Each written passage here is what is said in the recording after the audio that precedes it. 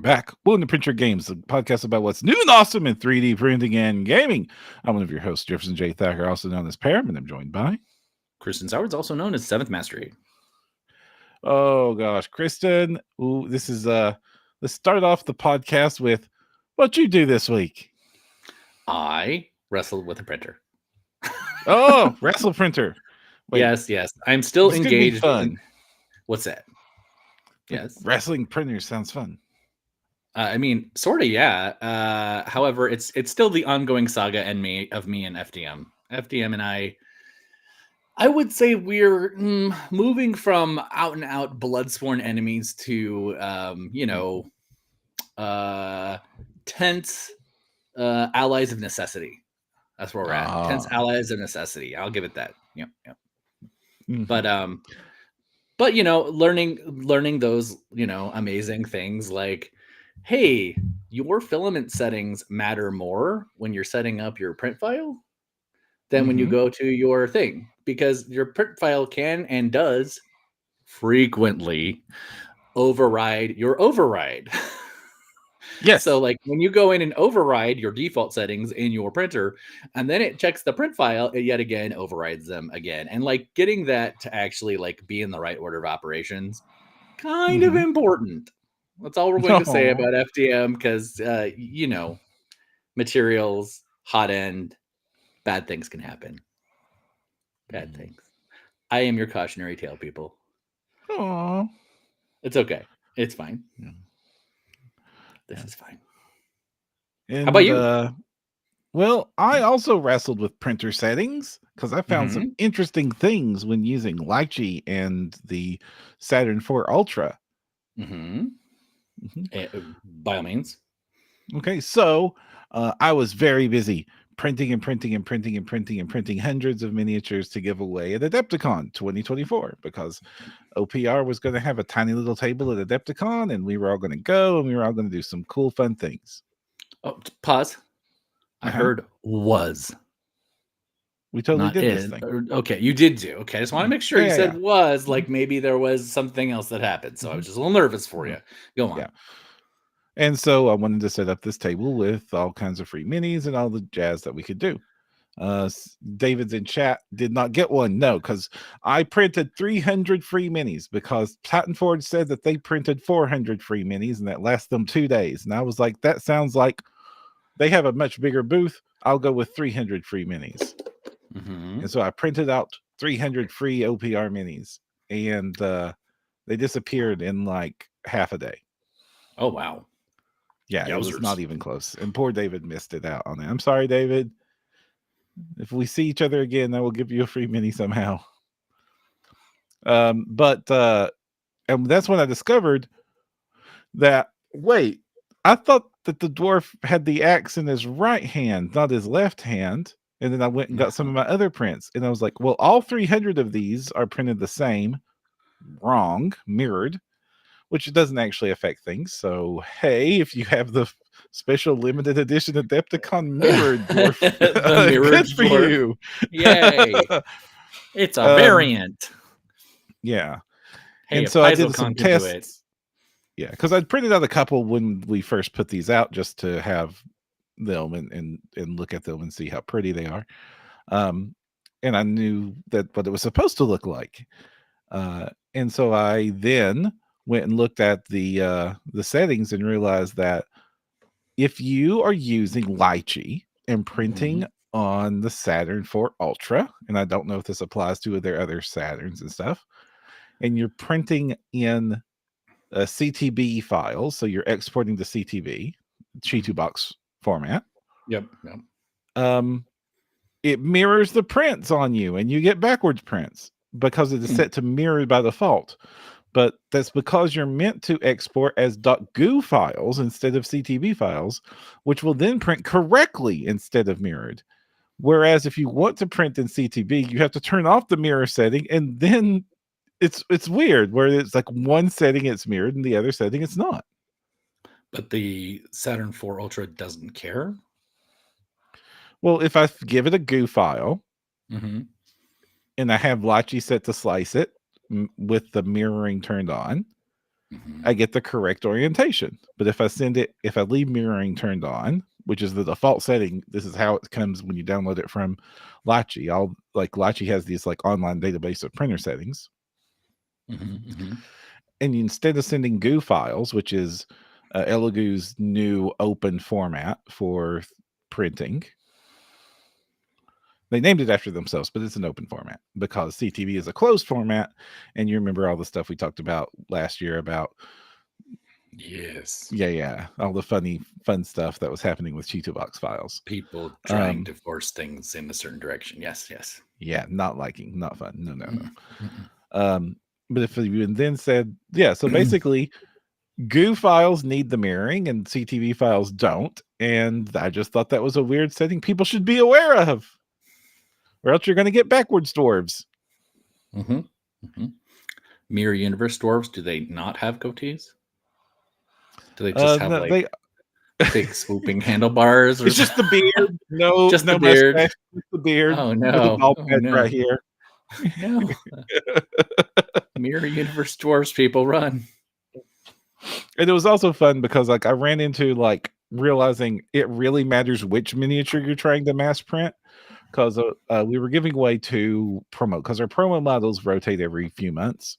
And so when we go to a con, we always give away the current promo model.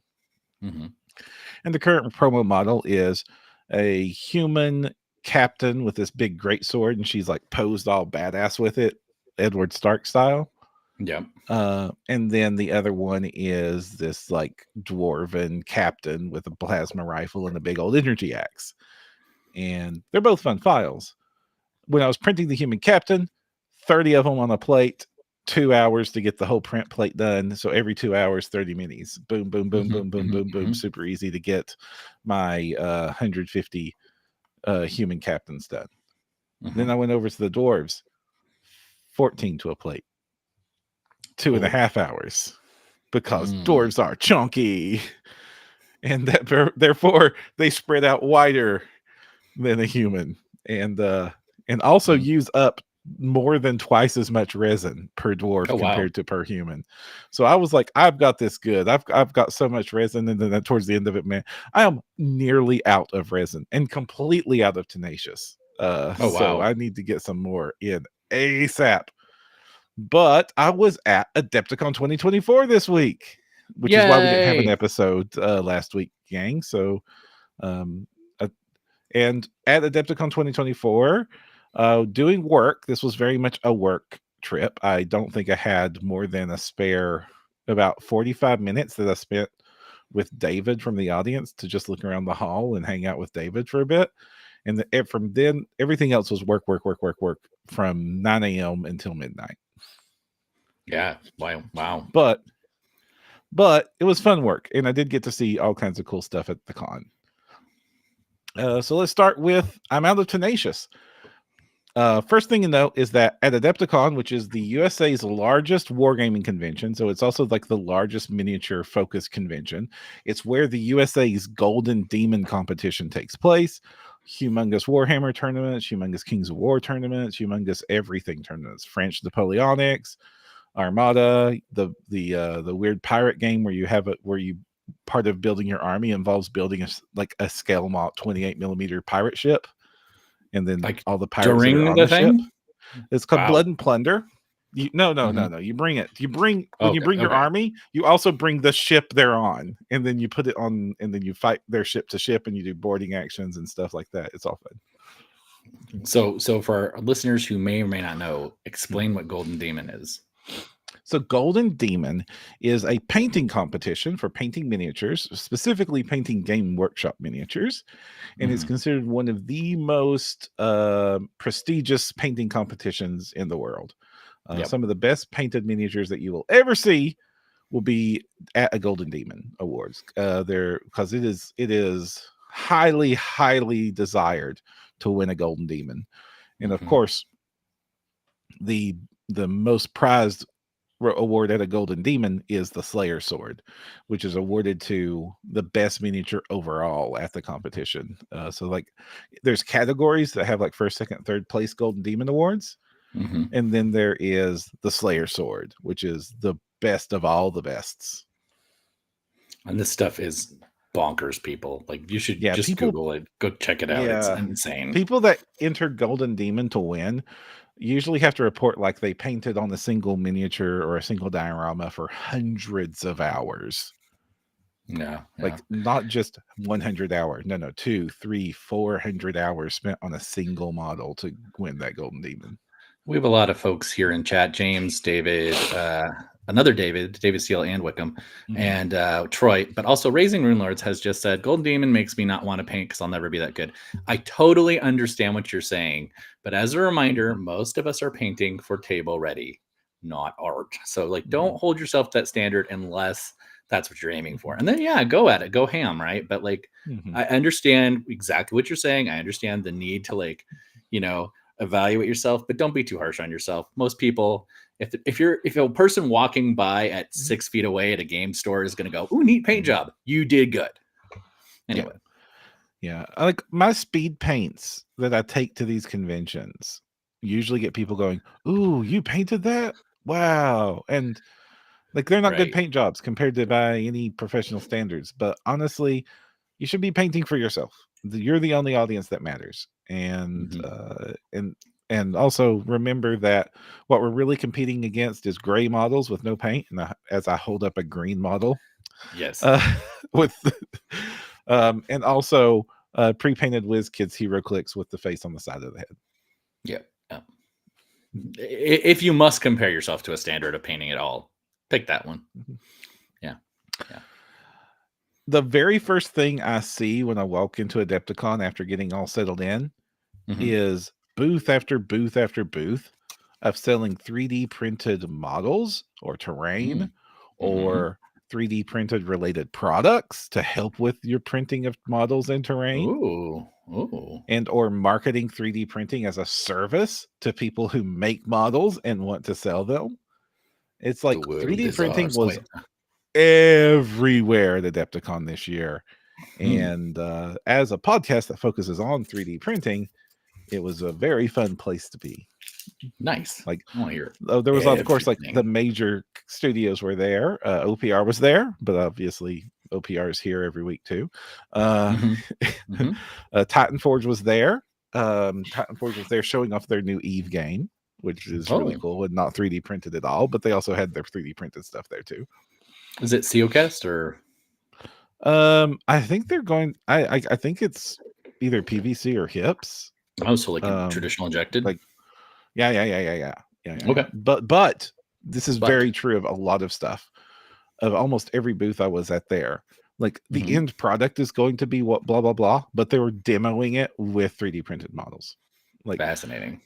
Yeah, like 3D printed models that look so good that you can hardly see what they are. And when you ask what they're printed on, they're like, "Oh, just printed it on a Saturn."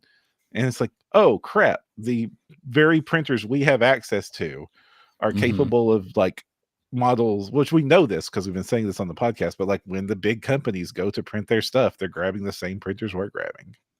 Right. Well, and they're willing to do things like, slower print jobs and things that maybe like if you're trying to get table ready again, you're not going to do. You're going to Zoom and you're going to do all the things. But like, there are people who, if you want to go really expensive resin, really like small layer heights and just be super slow, you can get fantastic results with what we've got. Yeah. And I guess I'll start there. Really expensive resins because, hey, I'm there. There's lots of companies printing really cool stuff. There's lots of companies selling really cool stuff made of 3D printed stuff. And there's lots of companies selling 3D printed support stuff. And I am, of course, on a resin quest. So I was like, let's find out what people are using to print for stuff that they're going to show off at the biggest gaming con in the world. And I got a few answers and some really cool resins, but it basically broke down to two resins being quoted at me again and again and again. Yeah. The first is from Amerilabs, who actually showed up. Amerilabs had a booth there. Oh, nice. Yeah. And they were showing off lots of cool stuff. One of the very first things they were showing off was their resin that they were offering for 3D printed of miniatures. And this is what a lot of the companies was using, was this miniature to show this resin to show off their minis, either this or the next one I'm going to show off, which is called TGM7, which is resin that's designed specifically for miniature printing. Oh. It is super durable and super crisp on details, so it's the best of both worlds. Okay. But it's the worst on price at $90 US per liter. Whew. Yowzer. Yeah, this is one where you can tie a spear into a knot, and I've seen people do that with this. I got the whole models printed in this stuff and just like abuse the crap out of it. One of the demos involved like this really delicate lattice work of a person in a cage, like you would see in the dungeon terrain, and then like you drop it on the floor and he stomps on it, and then he reaches down and he picks it up and it's perfect. Huh. Dang. No damage whatsoever. Dang. Like if I was to do that demo I do on the show where I throw a mini down on the floor to say it's worthless would have a whole different outcome, because I'd throw it down, stomp. I did nothing. The miniature's still there. It's still perfect. Wow. So obviously you're not doing like an additive with this thing. It's good to go. No, this is meant as is. And it comes in 2 colors, clear and gray. But you can save some money if you buy the 5-liter jug. Oh, okay. What you save? Well, I mean, that's a substantial savings actually, right? Because instead of what 500, it's like $130 cheaper ish. No, it's like it's weird. It's hard to find out how much you're saving. You're saving, I have no idea. Math is hard. 84 or 94? It's 84. So it's a little bit less than that. You're saving $80. Okay. It's not quite as good as I thought, but hey, it's decent. It's decent. Yay! Well, James, it's like a 2-inch by 2-inch vat, one figure at a time. They do sell those tiny printers. Actually, do not use them. They are terrible printers, but they do exist in the world. And like they were also showing off, like, of course, they were pitching like 3D printing for manufacturing. It's the way of the future. And they showed off like this print bed where they printed 300 of the exact same dwarf in 12 hours. And they did it by doing the multi-layered beds. So like you put the dwarf on the print bed, and then it also prints a table over top of the dwarves where the next layer of dwarves is printed, and then prints a table on top of those dwarves, and the next layer of dwarves is printed on the table. And that's a technique that's been kind of theoretical for the last couple of years, but they had been showing it like in full production, and it uses up a whole lot of resin to do it that way. You do use extra resin printing that table each and every time. But if you were just trying to get the most minis as quickly as possible, it's a way to do it, because you can run that print all night and then wake up to hundreds and hundreds of whatever part you needed to print hundreds and hundreds of, which is like, one of the goals of manufacturing is to get as many as possible out as quickly as possible. But of course, if you're printing that in TGM7, that's a very expensive choice you just made. Yeah. But ultimately, we are still talking about, even at $90 a liter, this is still, that just makes the price of this rat go from 8 cents to 12 cents. Right. I mean, as long as you're using it sparingly. Lava Being asks a follow-up question here. How easy to switch between resin on most printers? Can I assume you couldn't buy an expensive resin and only use it occasionally? I mean, absolutely, you can do that, because you can also can pour it in, pour it out. You can also, if you're willing and not going to take too long between your print jobs, you can have multiple resin tanks. That can be a little tricky wicket, because if you do anything with that semi-full resin tank and swap it and bump it, you can make some big old messes. So I don't necessarily recommend it unless you're doing those jobs back to back. Like if you're doing big, nice resin job or translucent color job and then swapping and then coming back. Because when I've been like really hot and I've been doing like a whole army, I've done that where I swapped back and forth between like 3 or 4. So and also like for the vats, like one of the things you can print is like a little vat holder for your shelf that's designed for, you can just slide in those extra vats nice and safe so they won't get bumped around and spilled too easy. Which and I used to keep for my old Saturn, I had 3 vats because you could buy a 2-pack for $40, and then like clear in 1 vat. solid color in another vat. Yep. Also, it's not that much. If you've got the little syringe plug option, like the big giant syringe, you can just like get most of the resin out of your vat and into your bottle, and that makes resin swaps a lot easier. It's nowhere near as painless as swapping filament, though. True, but it is also more forgiving, in my opinion. Like you can easily like vamp out most of a color and just have a little bit in there. And if you're not like super worried, the chances of you introducing structural flaws from that mixing, as long as you make sure it's mixed, is very minimal. Like Perram and I have both printed a large amount of minis in Mystery Soup. I don't always recommend it, but if it's like a paint and take and you're just like trying to use up old resin and you've got the clearance to use the STL files to give away, then go nuts. Like just mix that stuff up. And I have had this whole batch. They were actually incredible good detail because it was like a little bit of old Anycubic translucent, I think green with this gray Elegoo stuff that I had, and they were both kind of like on the teeter. And I ended up with this kind of army green color, and that stuff's detail was stupid good and like just a tiny bit brittle, but like overall, and it had a little tenacious in it, so it's like it was fine. It was fine. It worked great. Yeah, nice. Yeah, I've had some Squirple resin before. Squirple? Yeah. It's an interesting color when you mint green and beige and skin color and black and translucent blue and gray together. Yikes. Just like the leftover dregs of every bottle into one bottle. Oh, yes. Yeah. I had that bottle. In fact, I think I finally used it all up. I think I did. I think I'm back to the remnants of that big Soraya order, which I think I'm almost done with, which was 16 bottles. Yep. Which leads us to the other resin that everybody was hyping at the convention, and the other big recommended resin, which is Wargamer resin from Fallhammer. Oh. And I thought, like, I'll be honest with you, like, I was like, oh, it's another influencer brand. It'll probably be good, but is it super good? Is there anything special about this compared to the other resins you could use? And the answer is, oh, heck yes.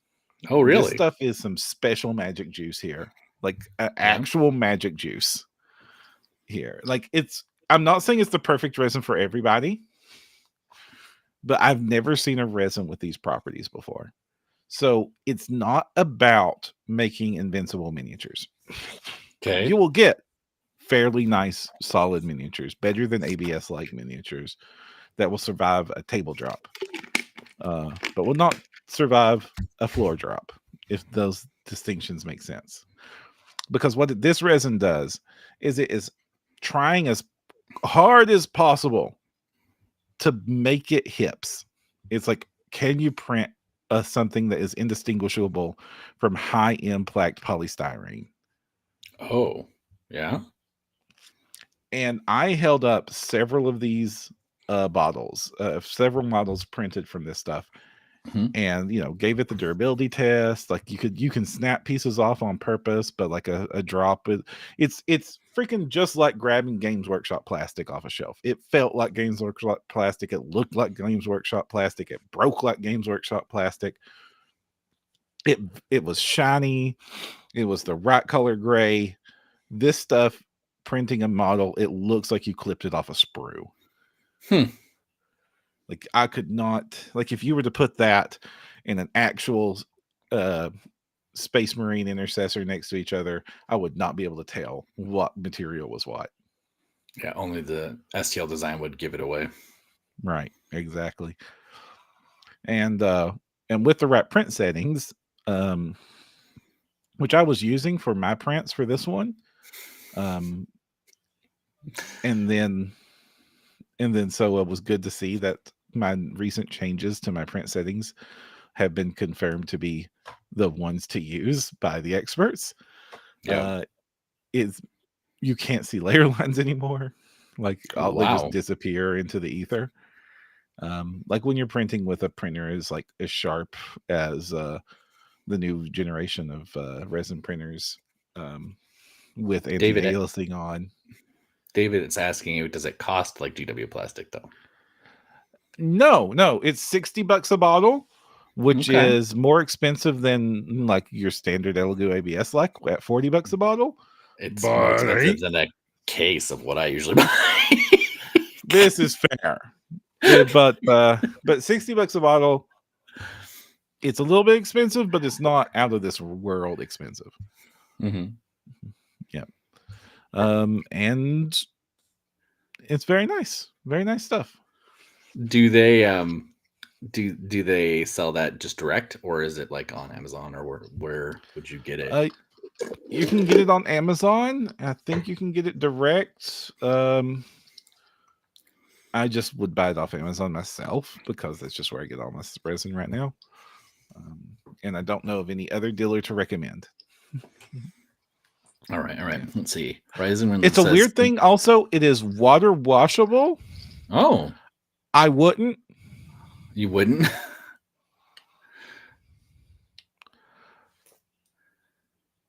I would just wash it in IPA anyway. Okay. I mean, there's no reason not to, right? Right.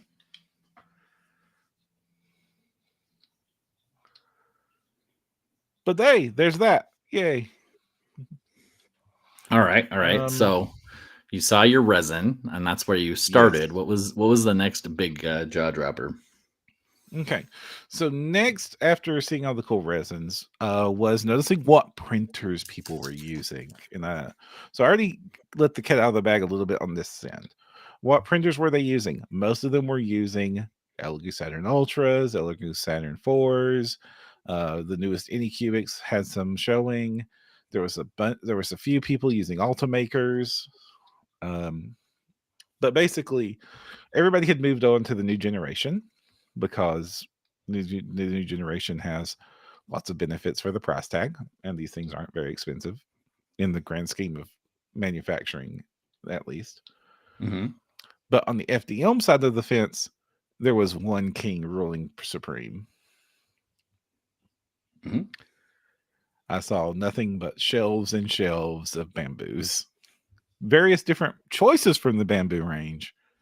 But it was just like, oh, there's a K1C, there's a P1P, there's a Mini 1. All the bamboos. Everybody just printing with bamboos. A lot of them printing with bamboos with AMSs attached. Or just speed demoning it right out of a P1P and just like pumping out parts as fast as you can blink. Yeah.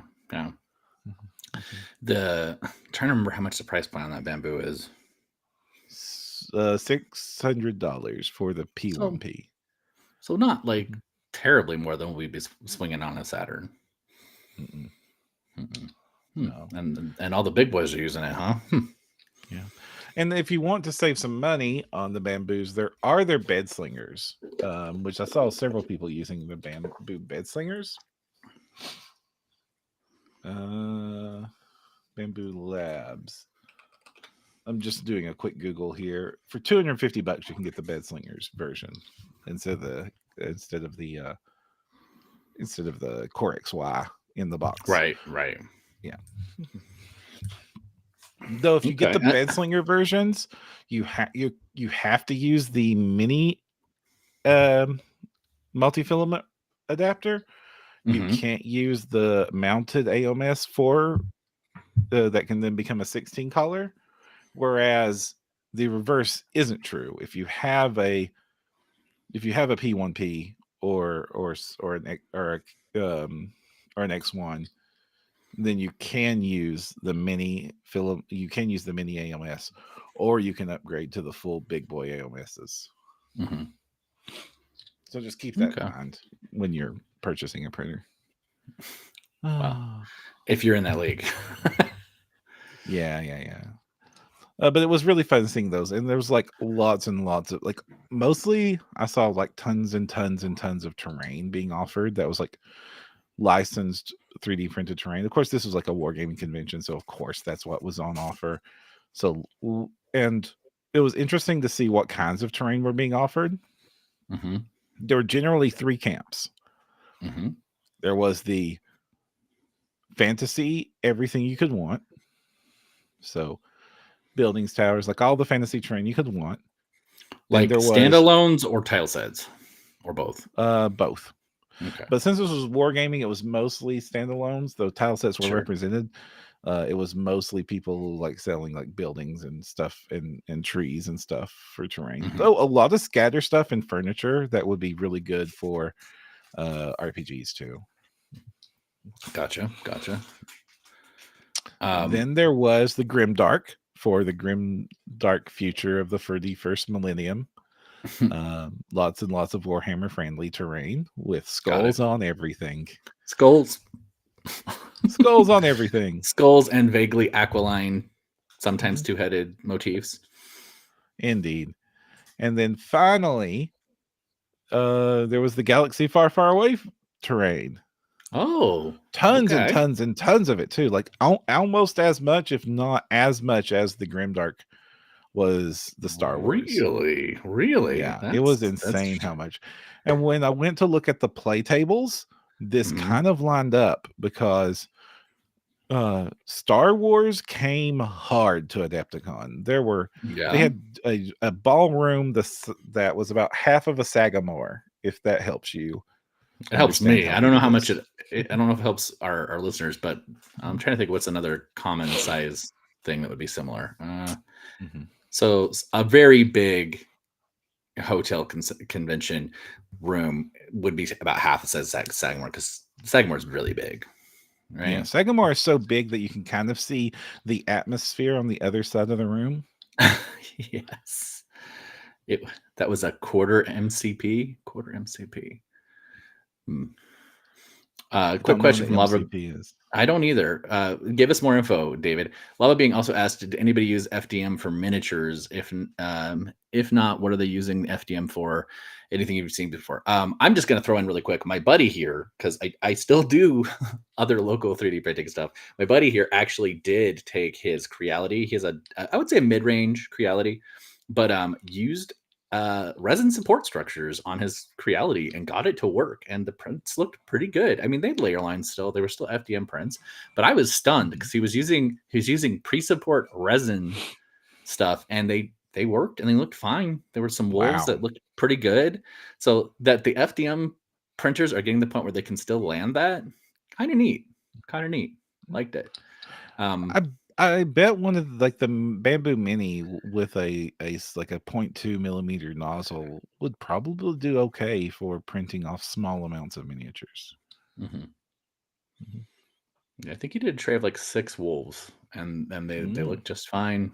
Printed them in a black filament and then just dry brushed them, basically primed them matte and just dry brushed them. They look great. Nice. Yeah. I'm always impressed with people that do FDM miniatures, because like dialing that in and having the patience, though I guess with the new printers, dialing it in is a thing of the past. It's getting that way. Yeah. Hey, I never thought about like the tech on FDM is jumping.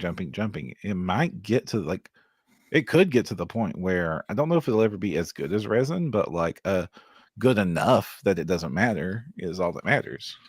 Well, given the durability and the safety, not that I think resin's dangerous, just as, again, do your own research, but we are pretty pro resin here. But just the general safety, unless you're using a really weird filament, and the fact that you can just pop that puppy off the plate and maybe like rip off a couple supports, and hell, you can use the cosplay prop that day without worrying about at no point in time are you putting the hazmat suit to deal with the yeah. And so as that quality gets more and more dialed in, hell yeah, I'm all about it. Yeah. David said there was Armada in the historic building and Marvel Crisis Protocol also. Okay, yeah, there was a corner that was playing Marvel's Crisis Protocol, which is the skirmish Marvel game. Speaking of beautiful minis, yeah, they really are really good. It's one of the games I really want to get into, because I love me superheroes, and also I love HeroClix to death. And I just want to have the Hulk throw a taxi cab into Galactus. I'm just looking at the 12 tackle boxes of HeroClix that don't do anything in the corner. of my gaming room right now. Anyway. Yeah. Oh, and then I saw lots and lots of games that encourage the use of 3D printed minis in them. A lot of indie games that were just like some were for some Snarling Badger, which is the studio put together by Uncle Adam and Vince Venturella. Okay. And they were showing off their newest game, which they were playing with lots and lots of 3D printed stuff, which was Tanks for the Apocalypse, which is a post-apocalyptic tank battle skirmish game. Sure. And so everybody was playing with like really cool 3D printed and kit bash tanks and stuff. That was fun. So they were also. Is it a small scale where like you just have like one tank, or do you still have like a squad of tanks? How's that work?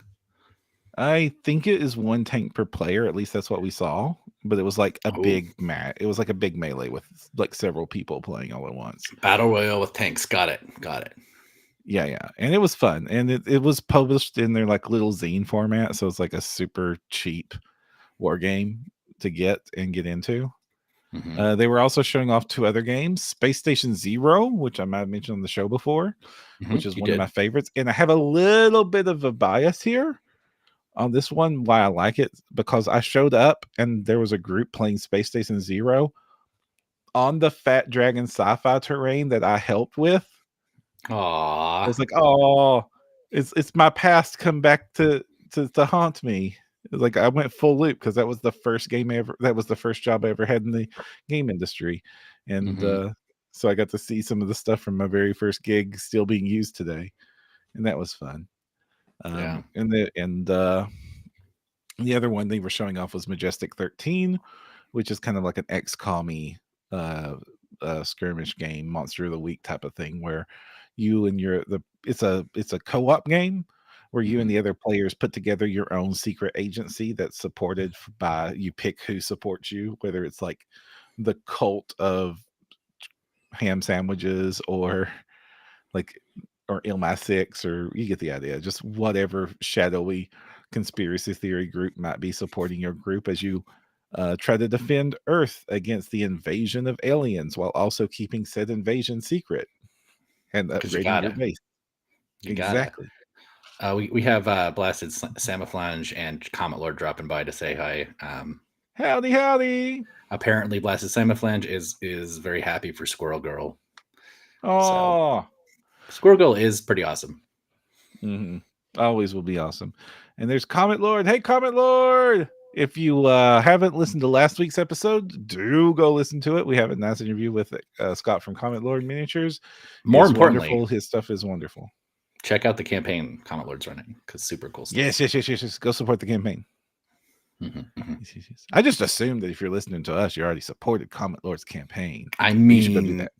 If you have a pulse and like cool stuff, and you know, like tentacles like me, or bathtub liches, which I will never let go. Never ever. Bathtub liches forever.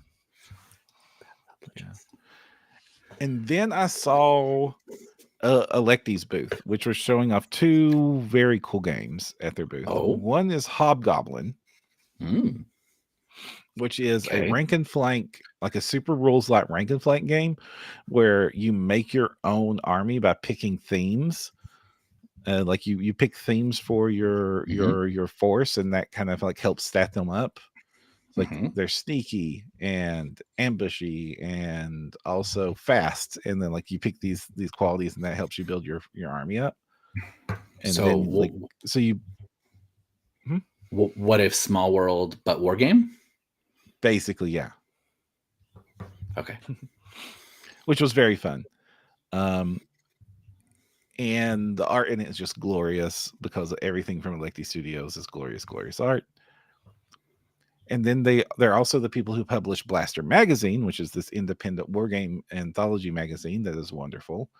And they were showing off a game that's going to be in the next issue that comes out in November.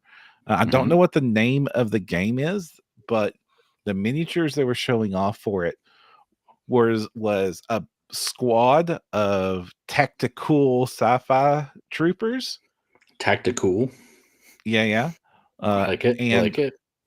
And a mech, like a 28mm scale mech and that was you had a squad of 5 guys and a mech, and the other opponent had a squad of 5 guys and a mech, and the goal was to compete over very different but timed objectives on a small map with that, to kind of like get that Titanfall man versus mech kind of feel going on. I like it. Okay. Yeah.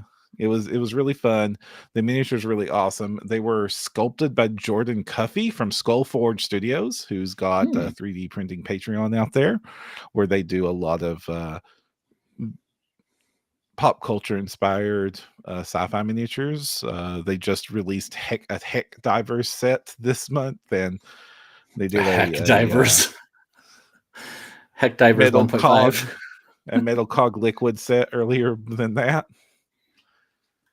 And you get the idea of the kind of material to expect, but their original stuff was also really cool. So definitely that had me excited. And that's going to be a 3D printed focused first game. So like, right, the game will come out in Blaster. There'll be an official set of 3D printable models available to get for it.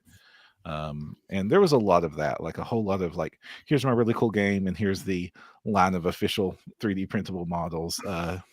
5 Parsecs from Home was there with 3D printable models.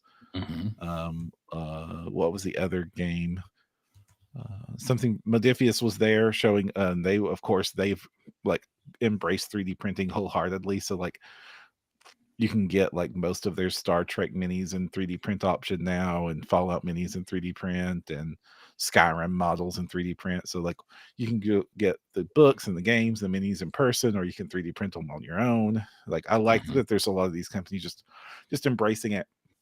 And Mantic was there, and Mantic is also a company that has very, very recently wholeheartedly embraced 3D printing. Like, they run a monthly campaign now too, which I think I forgot about, and I'm still subbed to.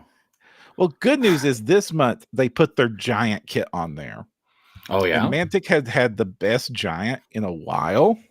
Like, you could buy their giant kit for like $45, and it was just like assembles in like so many vastly different combinations of giant. And then they also like kept putting add-on kits, like, what if giant but Cthulhu? What if giant but Frost? What if giant but risen as a zombie from the depths of the ocean floor?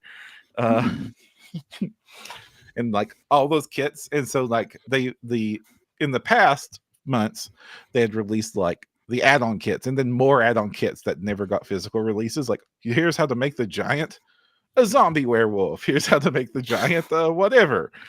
A zombie but werewolf. You would just go buy their cheap giant kit every time, and then like mod the crap out of it. And now I've got this cool giant, and it wasn't a very expensive kit, and it's also freaking huge. You get like a foot tall giant out of like a $40 kit. And now they were just like, screw it, the whole giant's in there. You can just 3D print it all from scratch. I like it. They were also showing off the Halo game, which unfortunately is not going to be available in 3D printing format. But it was a very fun game. Soon, though they were though you can play it on 3D printed terrain, because they were. the big boys eventually will cave, right? Won't they? I hope they eventually. Though I'm pretty sure I was playing with 3D printed Halo models. Gotta love it. We don't have this for sale. Clearly, we have the files sitting somewhere in a locker. Speaking of which, I went over to Mini Wargaming's booth, and I got to get shown Ravage Star and all the cool stuff they're doing there with their game. That game. I got to play Ravage Star. That was fun. Those look so good. And they were showing off the models, and like they were showing off both like the official like Veiled Touch, the first Kickstarters, like available. They had it there as like actual plastic, and then it looked so cool, and like the models were super cheap, even though being physical. They like had like $40 get you like 80 models. So like, what the hell? It's like, it's a good price on the models. It's like, holy crap. Like $150 basically got you a whole 2,000 point army. Just stupid beautiful minis, by the way, if you haven't checked them out. Very stupidly beautiful. I will forever stand for 3D printed minis, but man, if you're getting some prefab stuff, jeebus, they're amazing. But then they showed me all the new dwarves and aliens they had. Are they doing Tyranids? They did, yeah. Yeah, they did not Tyranids. And they look so good. And all those models the demos were 3D printed. Now, I don't think they're going to be providing them as 3D printable because they're going to go do the full manufacturing. But the good news is, like I just said, very reasonable prices on the manufacturing versions. But it was just, I was holding these up and like I was looking, and the only way I knew that this dwarf was 3D printed, because I was like scouring it and I like pulled out, like getting in real close with my glasses, like I can't see a layer line on this anywhere. And then like only reason I knew for sure was I turned it over and I could see the base, the pink resin that they printed this dwarf in with the dimple marks where they pulled the supports off the base.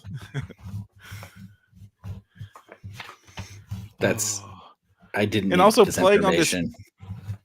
Also playing on this gigantic 8-foot by 4-foot table of entirely 3D printed industrial terrain with this like 3-foot tall anti-spaceship cannon as the centerpiece.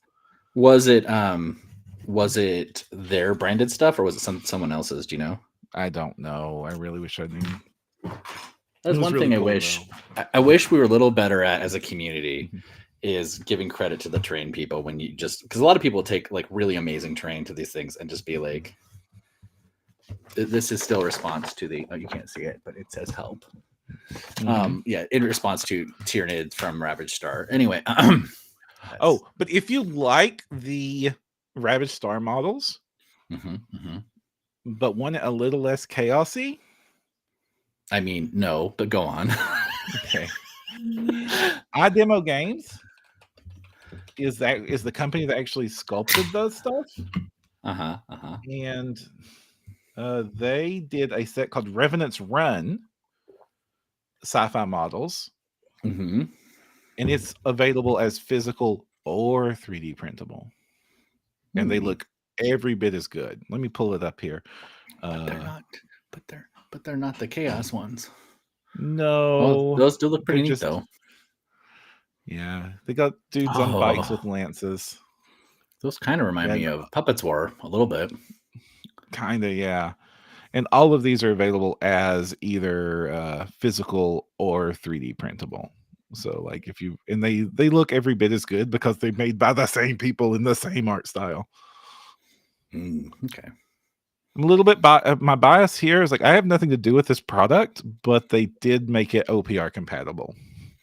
Yeah, that's fair. That's fair. Yeah. But like I was never involved in this product directly. That was fun to see there. Of course, like lots of beautiful boards. I saw lots of people playing Old World on really, really beautiful boards covered in 3D printed terrain with OPR models at the Old World GT. I must have felt pretty good. I know them mummies. I spent a lot of time with them mummies. Nice. Yeah. And then I saw oh gosh, what's it called? Lovecraft's like ruins city. Nice one. The Frost. Hey, not the Frost, but the Frost 2. The Frost. It's called the Frost, isn't it? With a bridge. A lot of the buildings for the Frost was there. In City of Furwood from STL Miniatures, I saw a whole table with a city battle for Mordheim made out of that stuff, and it would just look so glorious. I bet. Yeah. Everybody there, whether they were playing with 3D printed models or not, they were usually playing on 3D printed terrain. Like everybody was embracing the resin or the filament there. I like this trend. I do too. Yes. They are singing the song of our people. It did give me some interesting situations though. Where I would walk up to, well, now that I've got my Neptune 4 all out and unboxed and ready to go, I was like, ooh, pretty terrain. Oh, I know where I can buy the STL. Did not buy at con. Well, I mean, okay, just gonna say this. If you're in the industry, you gotta travel. And traveling, like if I go to a con, the rare con I can road trip to, sure, maybe I can take some stuff, right?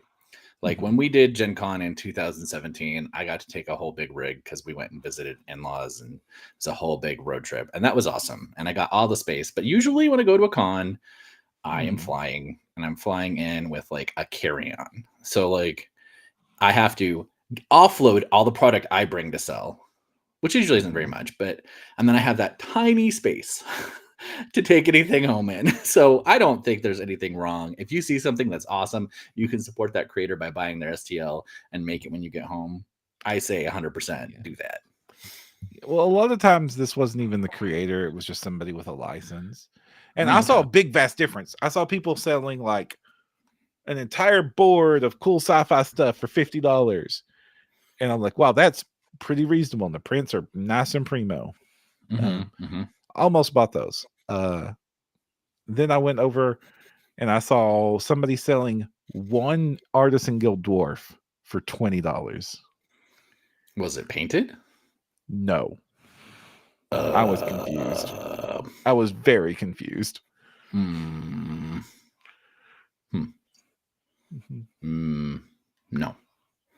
Yeah. I also saw there was another couple of games I want to mention. Okay, yeah, let's hear them. So this is basically shout outs. I don't know is going to be in 3D printed or not, but it is a game called Grave Trigger. Grave Trigger. I mean, just love the name already. Which is a skirmish biomech post-apocalypse game. Tell me more. So the basic gist of it is this armor is ancient and alien and is completely invincible. The squishy pilot inside is not. I see. And the whole game is about killing the squishy pilot inside the mech by basically bashing it around until G-forces just will take care of that for you. Or so squishing also the pilots squishing themselves by pushing their mech farther than their little bodies can handle. Or in some cases, literally sacrificing parts of their bodies to the mech so that the mech can turn it into weapons. Wow. I mean, it looks 3D printed to me. The models I played with were 3D printed. And it was very fun.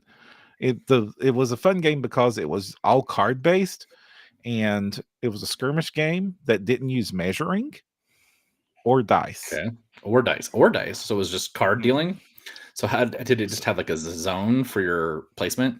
Was the distance basically on the board? The suits are like at such a humongous power level that anything they can see is what they can hit and how far they can move, because they will just anime leap across the table basically. So as long as it's on the board, you can just do it. Got it. With line of sight is key. Everything's with line of sight. And it's also a hidden movement game where each player at the beginning of the turn takes turns placing tokens of where they intend their models to move, and then placing their orders or actions face down where nobody knows what the action is.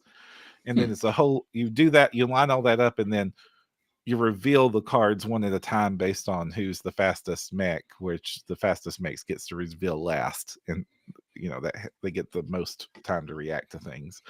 But then also a lot of the cards will this allows you to do one of these three things, and one of them will be a reaction to another person's card. So like if they move anywhere past where your mech was moving, you can then reveal a card to intercept them, and that will change how the order goes. And then that'll have like follow on changes to the whole stack of initiative for the rest of the round. So it's a little Magic the Gathering. You can counterspell people. Yeah, very, very much so. A lot like X-Wing, but with biomechs that I'm pretty sure are part demon. And you would like this because like a lot of the mechs also have tentacles. They're not showing the cool tentacle mech here though, but I mean, it doesn't have tentacles. I mean, extra eyes are also good, Lobster claws. And the mechs looked really, really cool, and the gameplay was fun and fast. And I'm kind of hoping that it'll be 3D printable, because that was a maybe when I was talking with them. Okay. You said you had a couple others? I think I'm out. I think I'm out of cool specific ones to shout out. I played the Shovel Knight game, but that's not 3D printed at all. Was that the side scroller you were talking about? Yeah. It's a side scrolling board game, which is neat because basically the board is a bunch of vertical strips. And then every round you take the last strip off and shove and slide it and then put a new strip at the front of the board. It's fun. That's kind of neat. It's kind of neat. I mean, I bet you could make a 3D printed version of that. Would be almost effortless. Yeah. What about tentacle eyes? Absolutely. Tentacle eyes, eye stalks on tentacles, tentacle heads with extra eyes. Let's just go. Just all of it. At the same time, just hit me. Bury me in weird and horror. At least in the minis, just not in real life. There's enough of that here. Yep. Well, and that's about all I've got. Do you have anything to shout out to, Kristen? I'm just gonna once more say, check out Comet Lord's campaign. I think that's a good deal and fun stuff. Honestly, I don't know that there's anything else that's reached out and grabbed me recently. All right. Well, if you want to reach out and grab more of our podcast, you can do so over at printergames.com, where you'll find links to all our socials. You can find us on Spotify, iTunes, and all that jazz, wherever you're listening to. If you want to help the show out, the best thing you can do is to give us a review on Spotify or iTunes, or if you're watching us on YouTube or YouTube Podcasts, like, comment, and subscribe. Until next time, I'm Jefferson J. Thacker, also known as Perram. Kristen Soward's. Oh, sorry. Kristen Soward's also known as Seventh Mastery. Don't forget to use your screen protector. Bye-bye.